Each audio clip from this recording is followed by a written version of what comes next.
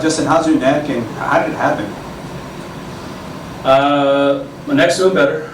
And it happened in BP that first game in Atlanta. I just took a swing and felt a kind of a jolt down the back of my neck, and tried taking another round, and it just kept getting tighter and tighter. So. Jackie and Claudia, sorry. Hey Justin, I know this is the postseason, completely different than the regular season. Towards the end of the season, we talk about the team's offense and how it picked up, especially in the Padres series. It just doesn't feel the same as that big comeback. The comeback yesterday? Yes. Yeah, I think it's something we talk about all the time. As long as we have outs to play with, we like our chances, and you saw it last night. Just didn't look like there was much going, and then all of a sudden in that 8th inning, Smitty gets on, shoots the ball down the line, AJ finds a hole, and then next thing you know the offense gets going. So obviously we'd like to do that a little earlier in the game, but that's why we play 9 innings. Left over there, Heidi. So is it like totally muscular, or is there any disc involvement with the neck? I haven't got any pictures or anything, but I don't think it's disc. I think it's all muscular. Also, where'd you get that awesome shirt? Ever since I've been with the Dodgers, these things just show up in the clubhouse and get passed around. So it is one of my favorite ones. So. Can you talk about the influence that Albert has had on this team? Yeah, since day one, he's had a huge impact on all of us in there. Just his leadership, his experience, work ethic, and the way he goes about his business. He sets an example for everyone. And then also just watching how much he enjoys the game and how excited he is for everyone. I've said it probably 100 times. When you see him at the end of the dugout after a guy hits a homer, it's almost like he's more happy than the guy that hit the homer, just waiting to give you a big hug. So he's been great for everyone, and he just brings so much to this team. Hey, Danny in the front row. Hey, Justin. Seems like you guys have adopted the mentality of just backs to the wall. It seems like every time that's happened, you guys have come through really big. Have you guys really just embraced that, or even think about that on a higher level? Obviously I don't think that's how you draw it up.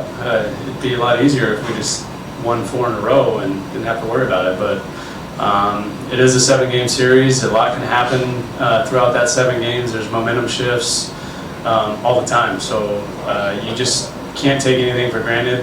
You can't take any lead for granted. You got to show up and play and add on and score as many runs as you possibly can, because no one's just going to fold, especially in the playoffs, especially in this part of the postseason. So every out's important, every run's important, and you just got to keep going. And as far as Mookie Betts, how much has he been impactful, just not on the field, but in the locker room as well? Yeah, he's a game changer in all facets. Defensively, base running, with a bat, hit for power. He really does it all, and he kind of sets the tone for us at the top of the lineup. And he's been great for us for 2 years now, just doing his thing and kind of setting the tone for us. And we're happy that he's in Dodger blue. Over here on the far right, Chelsea. Hi, Justin. I was going to ask about Mookie, so just to kind of follow up on that. You played with, obviously, Albert, Kershaw, all these great names. Is there anything different about the way Mookie Betts kind of conducts himself, or the things that he does that you think make him successful? Yeah, I think one thing that is very common for a lot of those guys that you just named is the obsession with perfection and greatness, and I think that's Mookie. You go in the cage at any point in the day, and he's in there hitting and hitting and hitting, and if it's not perfect, he doesn't like it. So he's just addicted to working. We go over here, Bill, in the middle. Yeah, Justin, the results for you personally haven't been great in the postseason. Is there something in particular you're working through or fighting against?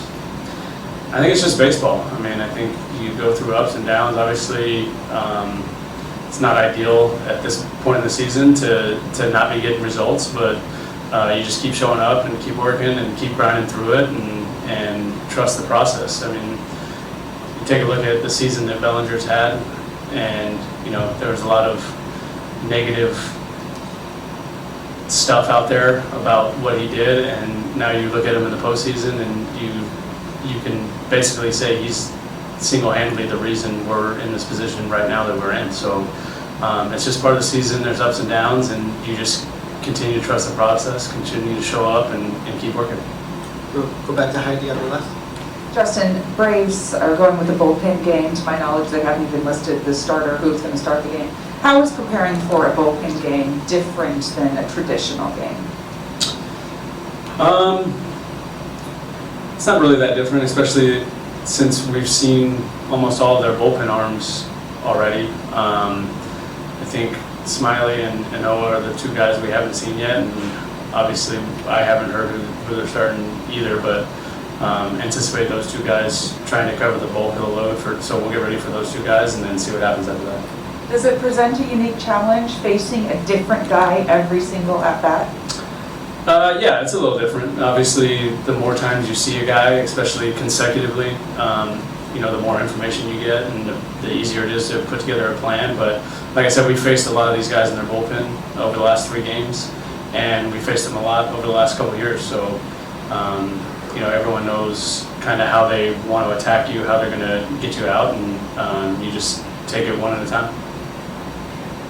Anything else for Justin? All right, thanks, Justin. Yep.